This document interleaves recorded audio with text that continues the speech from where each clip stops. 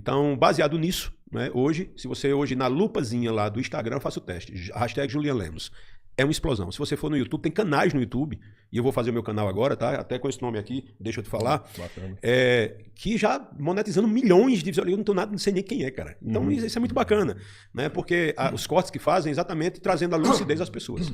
E tu acha que agora, em 2026, você é um cara diferente do aquele Júlio lá de 2014? Aprendi com a experiência da vida, porque, assim, irmão, eu costumo dizer isso, vou repetir aqui, porque é a primeira vez que eu tô vindo, que eu tenho um óculos com 6 lentes. Eu não consigo ver absolutamente nada hoje no mundo por uma lente só. Por exemplo, eu sou um cara que... Nós temos as nossas experiências pessoais como filho, como pai, como cidadão, como empresário, as dores do mundo. A experiência, né, da vida da gente, ela pesa muito para a gente tomar decisões. Mas após isso, eu tive uma experiência, e quando eu digo a minha experiência pessoal, inclui também empresariado. Isso é uma. Aí a gente vem para uma experiência intensa, muito intensa, e assim, avassaladora que foi na minha vida, que foi a política. Isso é uma lente também que eu enxergo. Então eu cruzo a informação da minha vida com a faculdade da política. Como eu sou da área de psicologia e adoro filosofia e história, eu também utilizo essa lente para fazer o que a gente chama de integração de informações. Porque tudo está integrado. Você não tem como analisar só isso, ou só a política, apenas pelo olhar político. Você tem que olhar pelo social, histórico, porque a história se repete. Eu tenho também outra visão, além da própria psicologia, eu tenho uma visão também ligada à parte de espiritualidade. E eu não falo aqui de dogmas, até porque eu sou um cara antagônico a crenças limitantes. Eu consigo compreender o que controla a sociedade de uma forma muito, muito sutil, mas extremamente engenhosa. Culpa, medo e escassez. Isso controla demais as mentes das pessoas. E é o que é mais utilizado na política e na religião. E quando eu falo de religião, não estou falando aqui daquela religião, estou falando de uma engenharia que trabalham em conjunto desde eras. Poder e religião. Que não tem nada a ver com a forma como você vê o seu Deus, como eu vejo o meu Deus, que na realidade não existe Deus, existe uma fonte, na minha opinião, mas eu aceito a sua visão também de mundo. Então, através dessas lentes, eu consigo traçar um parâmetro para as minhas opiniões. Aí, em cada contexto desse que eu estou falando, eu vivo, experiencio. Então, isso é o que faz eu ter uma visão hoje bem pragmática, e até eu posso dizer messiânica, às vezes, que eu digo, vai acontecer isso e não deu outra.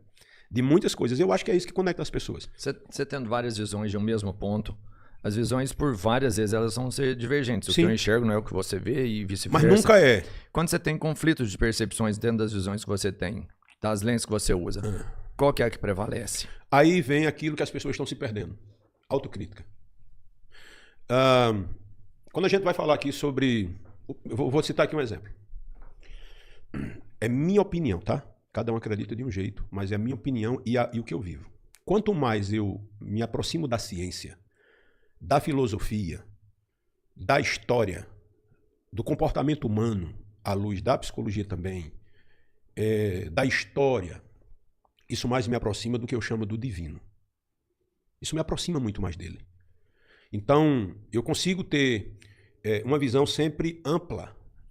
Por exemplo, eu sigo muitos perfis de ateus, porque na minha concepção, os argumentos dele, de acordo com a lente que ele usa, para as incoerências ou incompatibilidades que ele vê entre a dor humana e a Bíblia, eu consigo compreender ele. Mas tem quem é religioso que quando vê, diz, não, isso aqui é do diabo, esse cara aí tá louco, aí você já trava. Sim. Por quê? Porque a crença ela é muito perigosa. Porque quando você crê, você para. Você não acredita que só é assim mesmo. Adão e Eva e tchau, não tinha mais ninguém. Você não consegue mais avançar em um contexto geral daquilo ali. Quando eu me encontro no canto da parede de alguma dúvida, aí eu vou para aquilo que eu chamo de integração de informações. O comportamento hoje do povo brasileiro, por exemplo. A gente chama disso de dualidade. Onde a pessoa ela só consegue, quando eu digo a pessoa não, um grupo de pessoas, eles só conseguem enxergar baseado em crença e não em evidência. E quando eu falo em crença, é algo muito parecido que a gente vê hoje no radicalismo político, seja de que lado for, com seitas religiosas.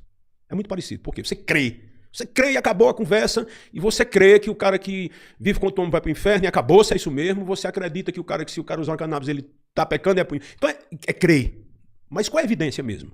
A ciência ela é incompatível para lhe dar uma informação? Eu já escutei religiosos dizer que os cientistas são todos ateus. Mas é a ciência que explica para mim muito do que eu quero compreender dessa criação. Por exemplo, hoje existe um fenômeno social. Um fenômeno social que eu posso lhe explicar. Por exemplo, como é, e aqui eu estou falando, irmão, aberto. Eu estou sendo humano. Eu poderia ser visceral diante de tudo que eu passei. Diante de uma perseguição que poucos receberam simultaneamente do próprio presidente que ficou omisso, que eu fui um dos seus braços direitos. Desafio qualquer um sentar nessa cadeira aqui e dizer que não foi. Provando, eu provo que fui e deixa qualquer... Inclusive os filhos dele. Eu fui muito próximo dessa pessoa. Então, eu consigo perceber um fenômeno hoje no Brasil que faz com que as pessoas não consigam mais dialogar. As pessoas não conseguem ver nada, absolutamente nada de positivo em um governo social-democrático como é o que a gente tem hoje. Que tem um viés mais social, tem outras prioridades, mas falou PT, já vincula Lula, que são duas coisas distintas. Mas quando fala, já trava. Isso é um fenômeno descoberto em 1961 por Robert Nifton, que descobriu, através de um experimento, de um pequeno mecanismo dentro da mente de pessoas que fugiram de seitas religiosas, chamada Thought Stop, parada de pensamento. Significa que tudo que se falava, as pessoas paravam o pensamento e perdiam automaticamente o senso crítico.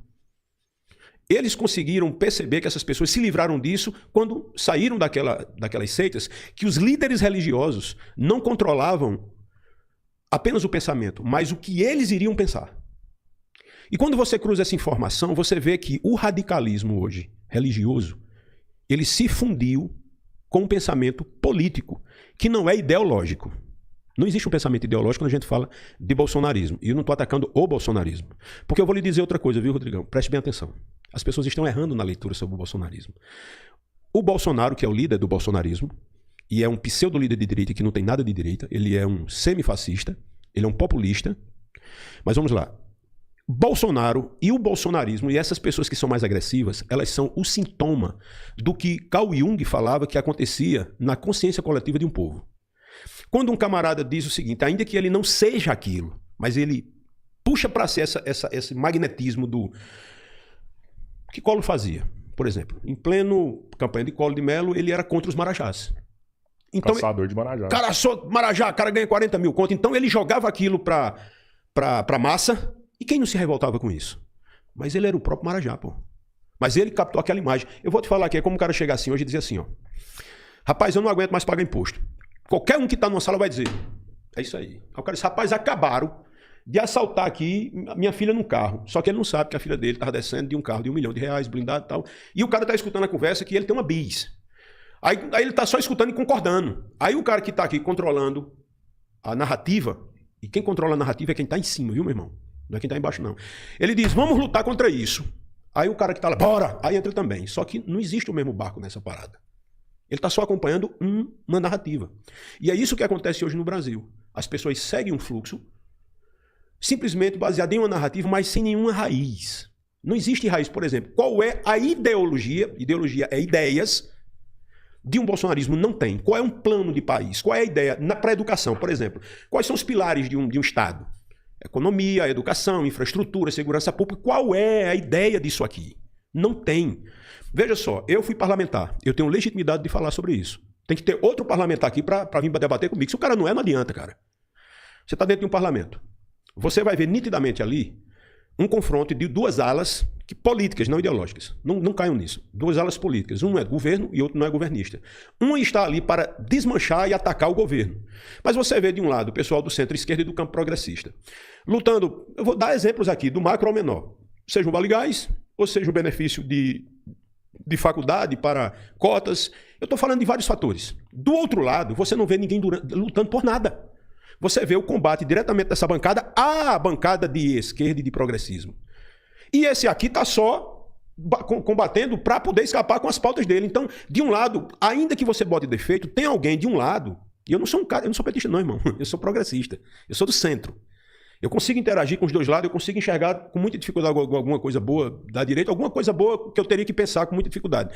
Mas do lado de que eu consigo ver mais, na educação, na questão mais humana, no próprio discurso.